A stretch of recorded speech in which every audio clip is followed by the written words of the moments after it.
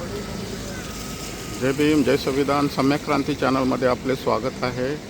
आपण विश्रांतवाडी कळस आहे हा परिसर सध्या पाहतात आणि गंगाकुंज सोसायटी जी आहे ती आपल्याला आपण पाहताय। हा पूर्ण विश्रांतवाडी आणि कळस परिसर आहे, आपण पाहू शकता।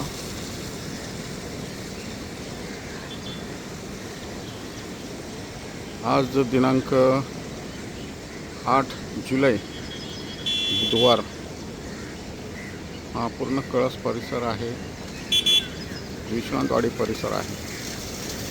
आणि आता आपण पाहिले की कळस येथील गंगाकुंज सोसायटी आहे। ही गंगाकुंज सोसायटी आपण पाहू शकता। मुळा नदीच्या वरून हे काढलेलं दृश्य आहे। शांतीनगरचा जो ब्रिज आहे त्या ब्रिजवरून हे काढलेलं दृश्य आहे। नदी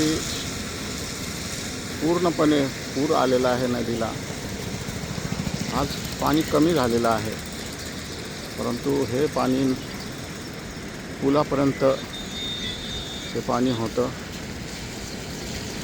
हे मंदिर पहा, शांतीनगरचं शंकराचं मंदिर आहे आणि हा पूर्ण शांतीनगर परिसर।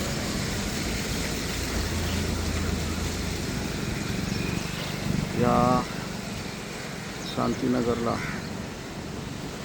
शांतीनगरची जे ओढा आणि नदी आहे त्या कडाची जी सगळी घरं आहे ही पाण्याखाली गेली होती।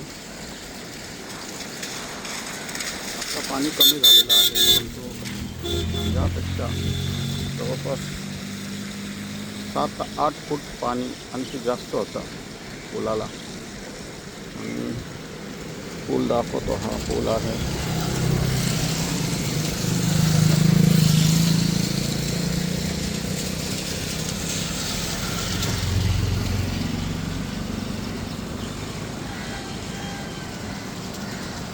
शांतीनगरमधून आता जाता येता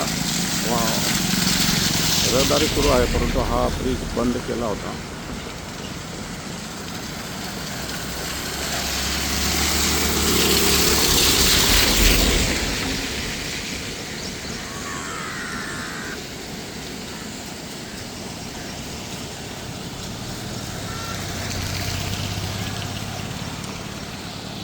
तर एवढा मोठा जो पुराचं पाणी आहे ते आपण पाहतोय। सध्या ही नदी फार भयानक अवस्थेत आहे।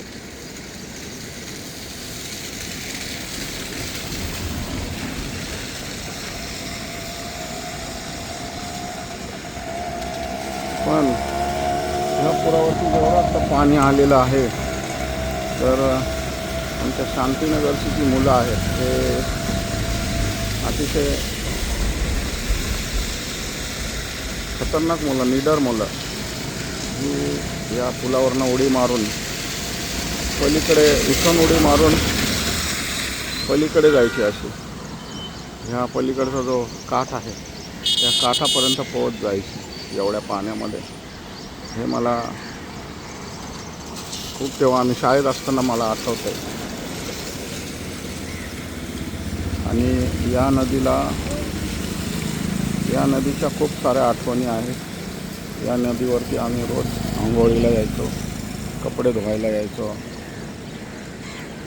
दिवसभर नदीला या ठिकाणी असायचो उन्हाळ्यात। तर ही नदी तेव्हा खूप स्वच्छ होती, खूप म्हणजे पाणी पिऊ शकतो एवढी स्वच्छ नदी होती ही।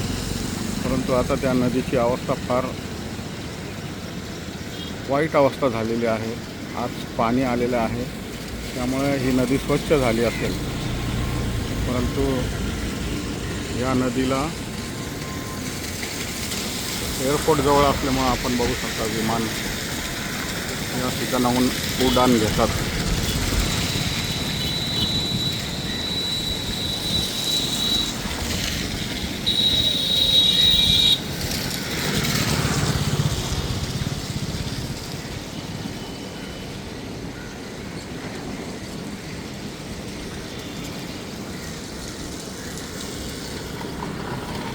तर ही आहे आमच्या शांतीनगरचं दृश्य. तर या ठिकाणी आम्ही आमचं जे बालपण होतं खूप मजा केली या नदीमध्ये, ओढ्यामध्ये मासे पकडले. येथे एक धार होती, त्या धारीतून आम्ही खूप मस्त पोहायचो, मजा यायची. आणि घरी दररोज मार खायचो नदीला दिवसभर गेल्यामुळे मार पण भरपूर खाल्लेला आहे. तर अशी ही मुळा नदी आहे शांतीनगर येथील. मित्रांनो, व्हिडिओ कसा वाटला नक्की कळवा, कमेंटमध्ये लिहा, शेअर करा आणि लाईक करा. धन्यवाद. जय हिंद.